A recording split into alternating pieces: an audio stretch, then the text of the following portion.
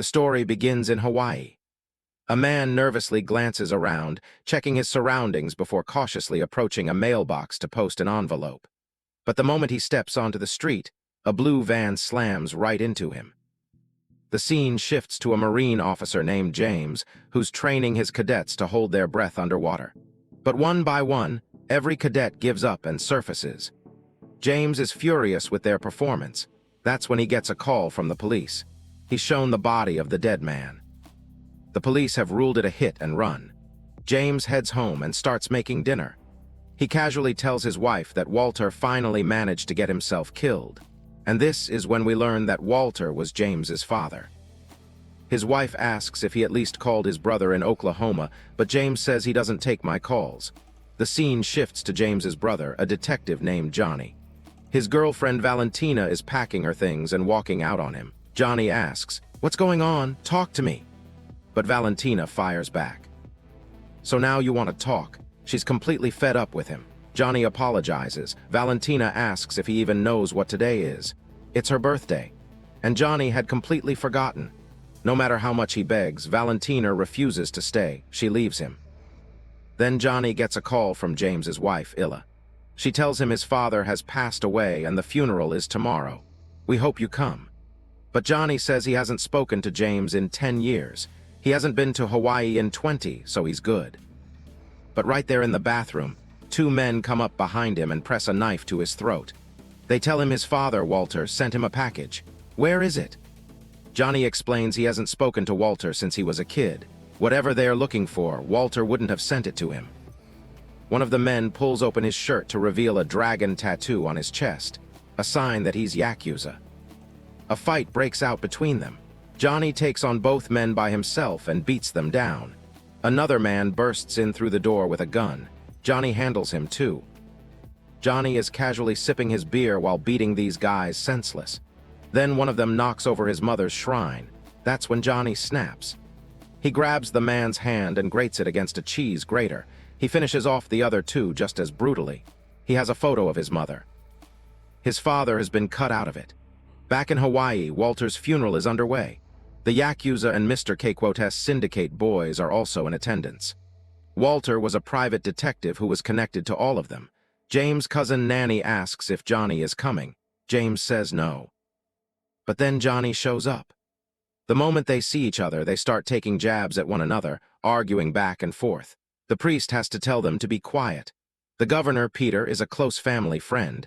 He says a few words about Walter at the funeral. Following Hawaiian tradition, Walter is laid to rest. Afterward, everyone gathers at James' house. This house used to belong to James' mother. According to Johnny, James never liked him, even as a kid. But James says, "Walter left my mom for your mom, and it broke my family, and I was just a kid." But somehow things between the two brothers are still exactly the same. Over lunch, Johnny reveals that he's not here for Walter. He's here to find out who killed him. He tells James that the Yakuza came to his house last night and tried to kill him. James gets angry. He knew Johnny couldn't come back here without looking for new ways to get himself killed. Johnny says he's not even asking for James' help. James didn't help when Johnny's mom died either. James tells Johnny to step outside to talk. He says, "Johnny hasn't seen Walter in 20 years and now suddenly he's here to find his killer.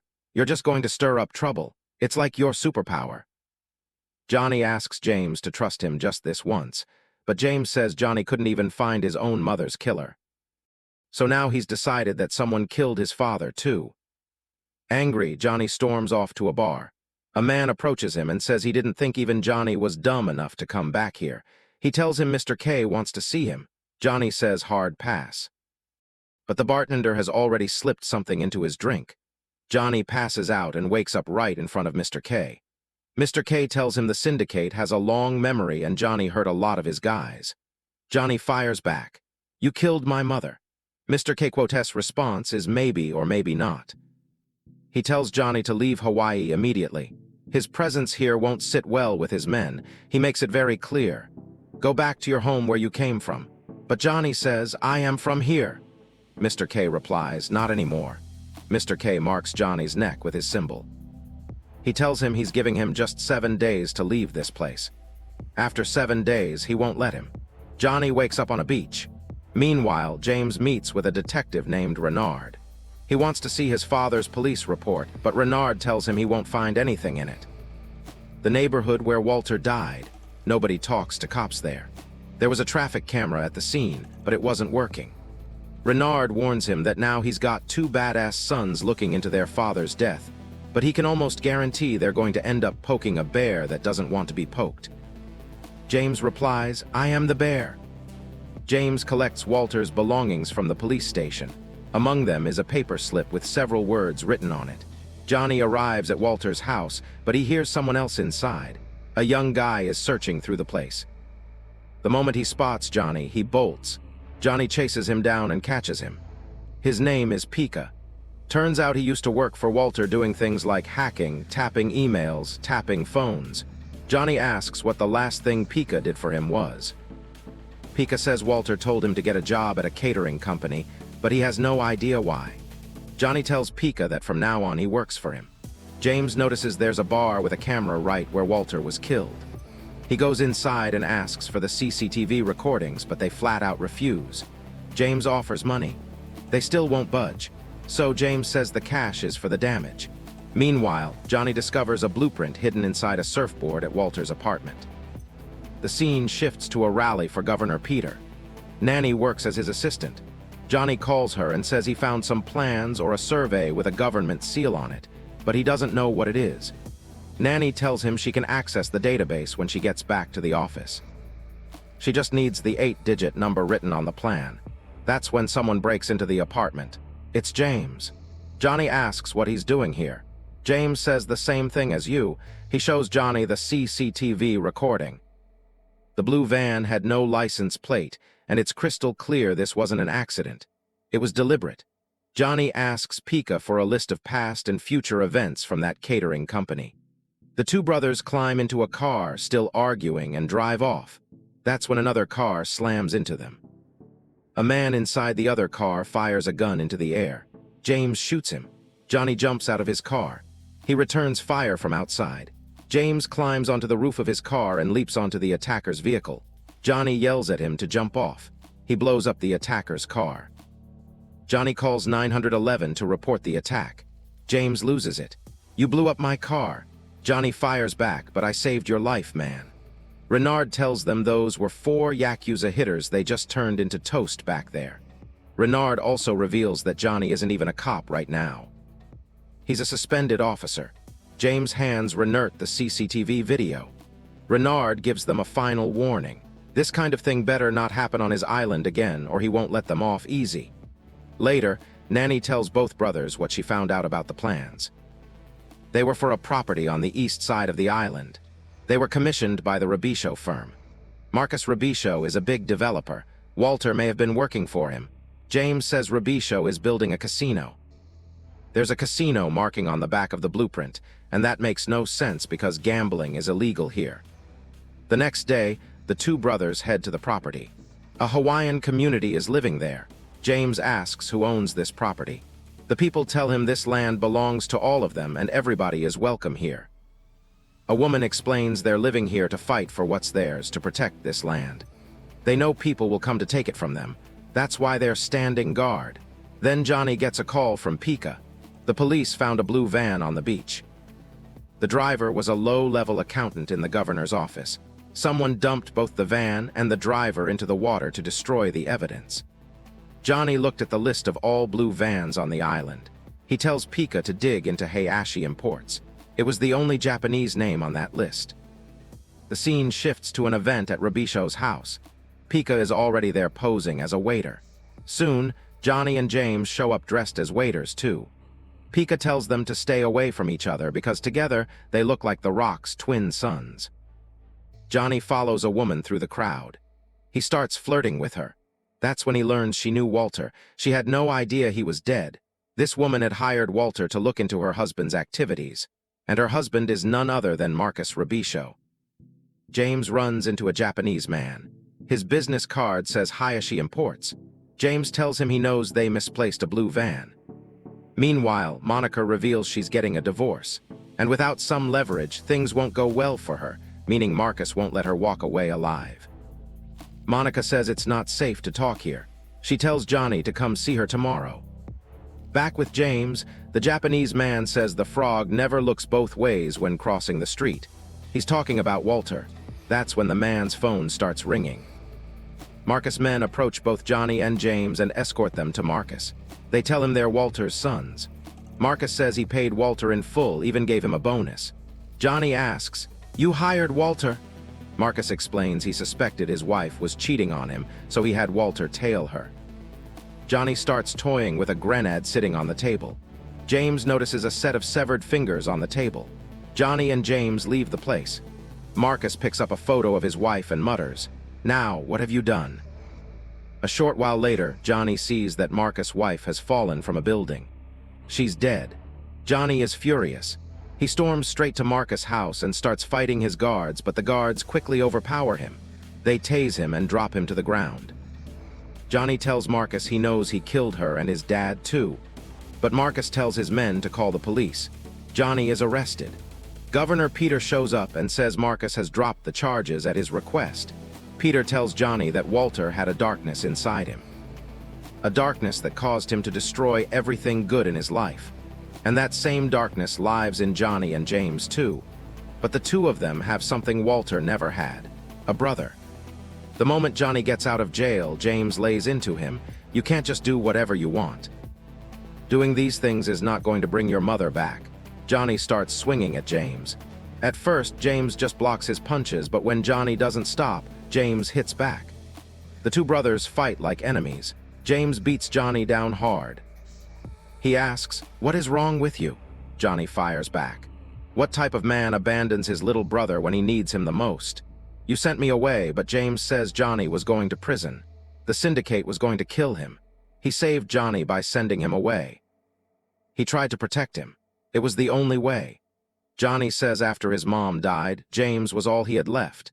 In this fight, all their buried feelings come pouring out. James apologizes. He says he's Johnny's big brother and he gave up on him. If he could, he'd do everything differently. James asks Johnny why he's chasing this so hard. Walter wasn't any kind of father to him. Johnny says he never found the man who killed his mom, and now someone killed his father. So now both brothers will hunt for their dad's killer together. But before they can move forward, James's wife loses it on both of them. She demands to know what this is all about. That's when Johnny gets a call from Valentina. She went back to his place to get her stuff, and she found a package that arrived from Hawaii. Inside is a thumb drive. Johnny tells her to bring the drive and fly out to Hawaii, but Valentina refuses. Johnny somehow convinces her. Johnny, Pika, and James pick up Valentina from the airport. Johnny takes the drive from her. They discover the thumb drive is a key to a cold wallet. To open it, they need a seed phrase. 12 random words that only the account holder would know. James pulls out the slip of paper from Walter's belongings. It has the 12 words written on it, but right then, gunfire rains down on them from a helicopter. They scramble to escape. Valentina takes the wheel. The helicopter opens fire without any regard for the other cars on the road. A group of armed ninja bikers joins the chase. Their car drifts and turns over. Valentina has to drive it in reverse. When she slams the brakes, 2 bikers crash straight into the car. One biker ends up inside the vehicle. James fights him off. Johnny takes on the other biker. Valentina manages to turn the car back. One biker ends up hanging off the side. She pulls the car close to the road barrier and scrapes him off. James throws the other one out of the van, but the helicopter is still on them. Johnny fires blindly into the sky. James takes his time and aims carefully. The helicopter spins out of control and starts going down, but it's heading straight for their car. Everyone barely makes it out alive. Pika finally accesses the cold wallet. Valentina looks at the data and says these are international wire transfers. $12 million moved through several offshore accounts into a single account belonging to Governor Peter. James and Johnny are stunned. It all starts to make sense.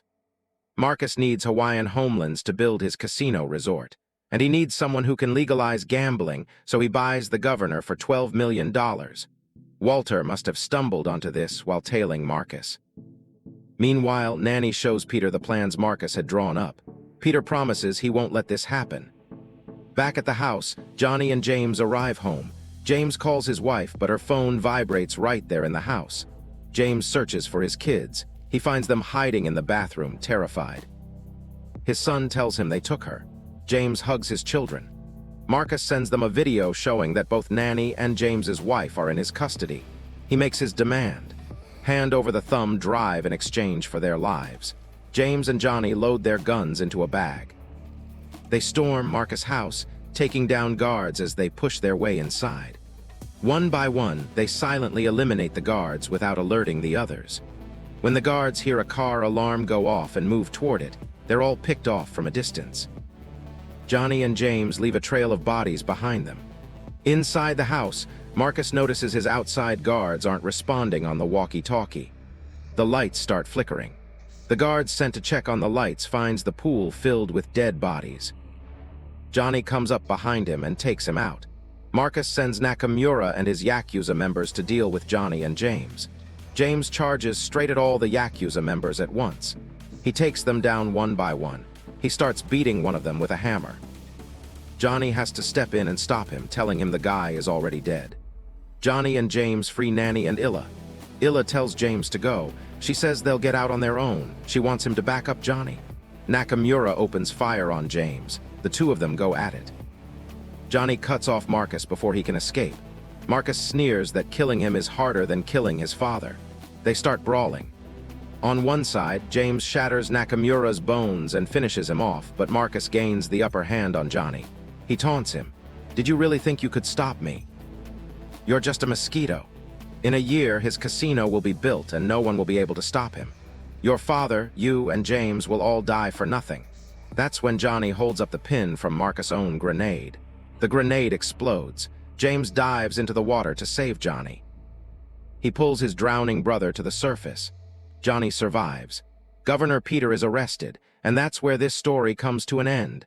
Let us know what you thought of this explanation in the comments, and don't forget to like the video and subscribe to the